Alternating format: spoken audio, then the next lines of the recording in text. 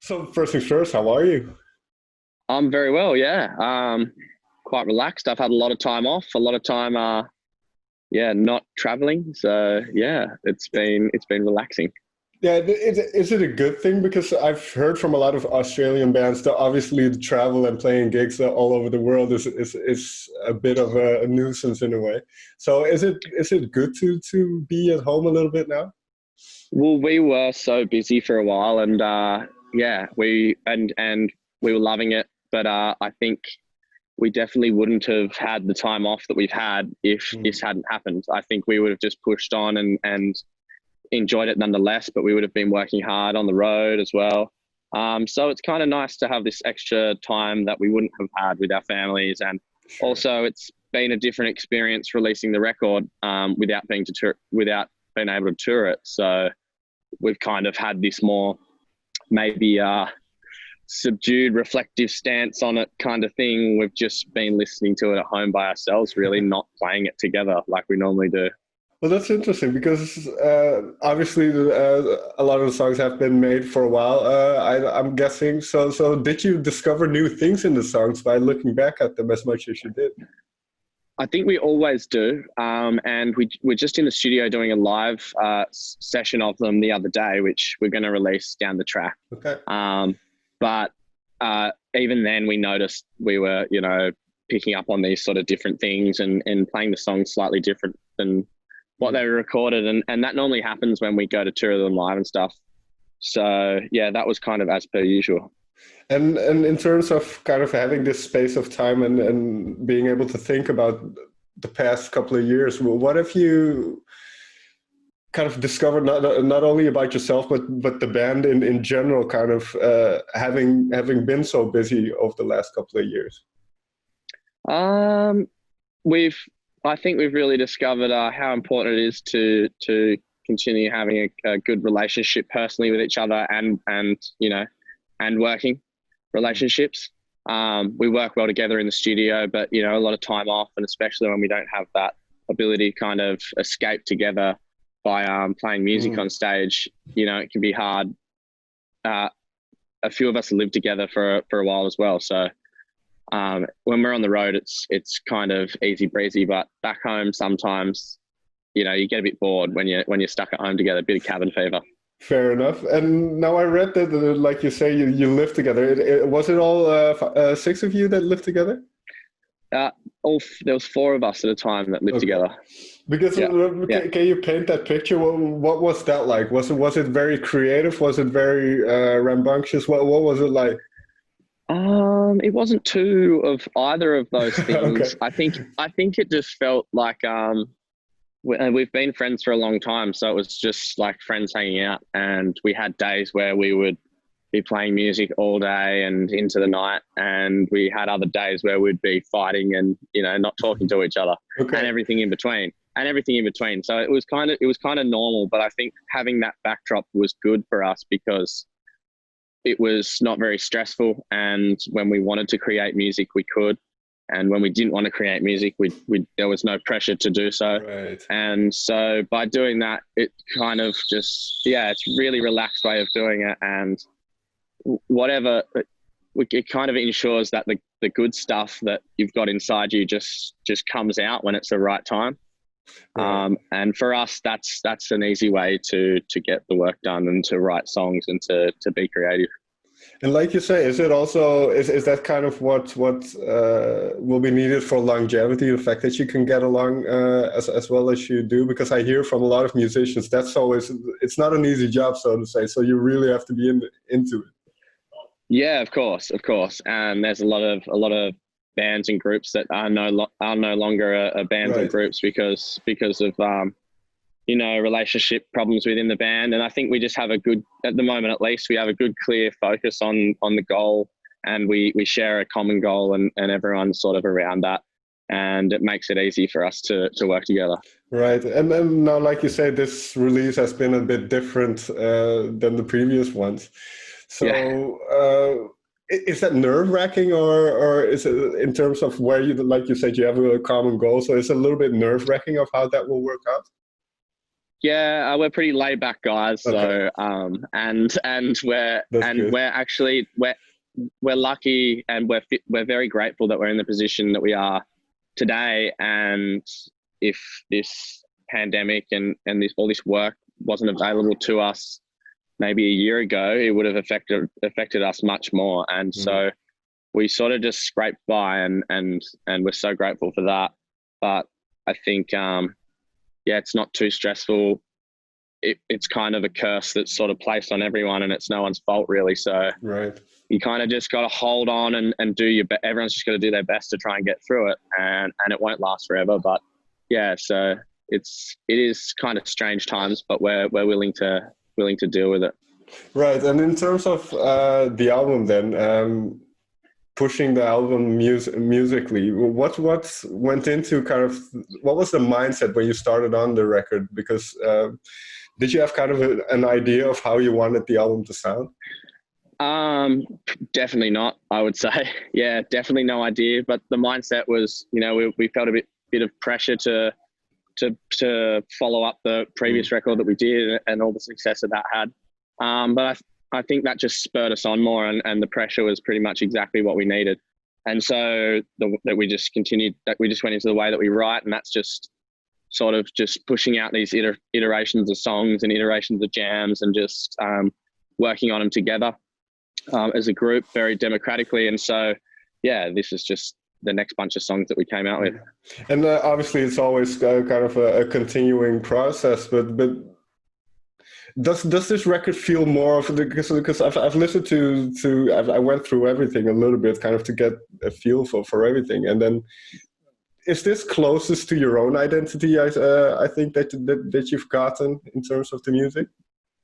I think we've been searching for that ever since we started making music, and it's just the fact that we're experienced enough now, and we know enough to be concise and be to the point.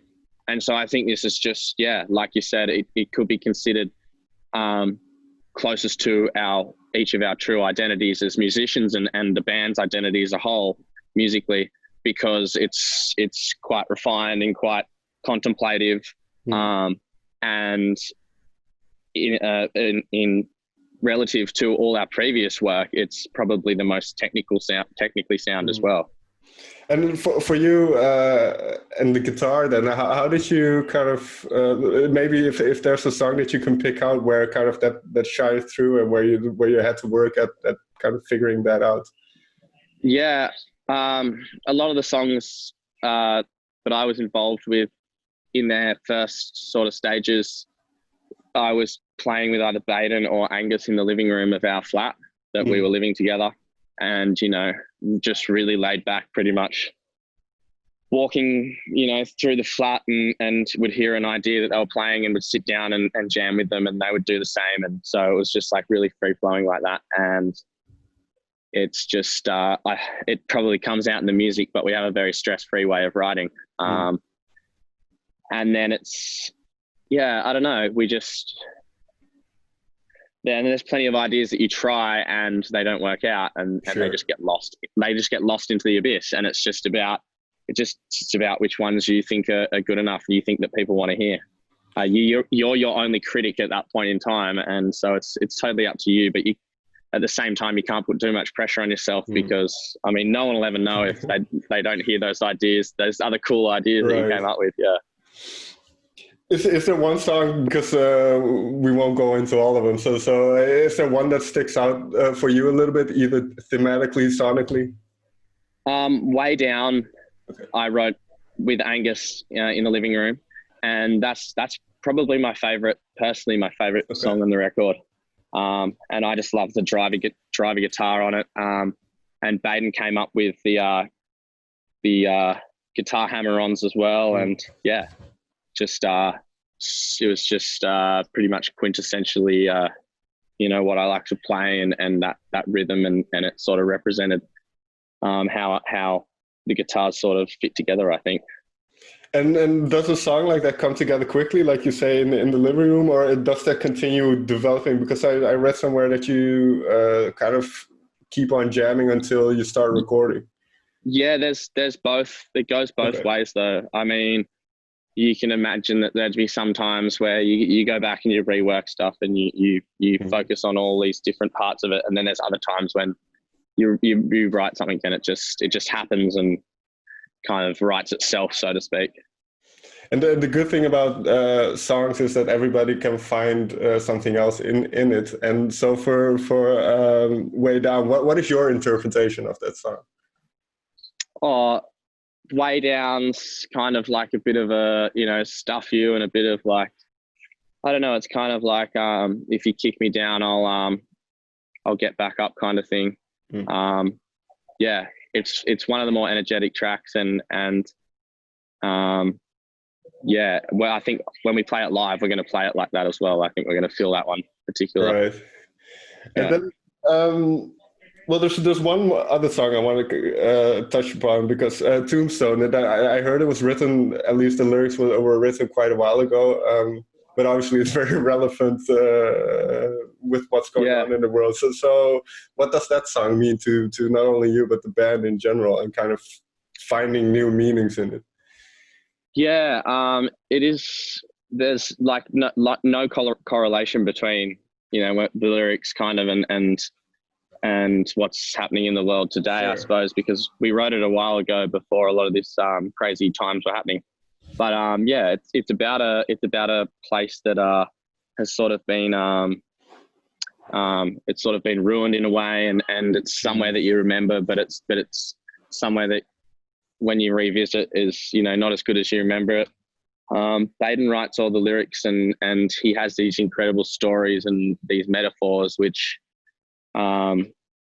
we all work on the songs together, and they all become part of us as well. And sure. It's cool how he can transfer the meanings of the songs to us, while we're writing it and during that process, even though we've had minimal input in writing them. And yeah, it's one of the more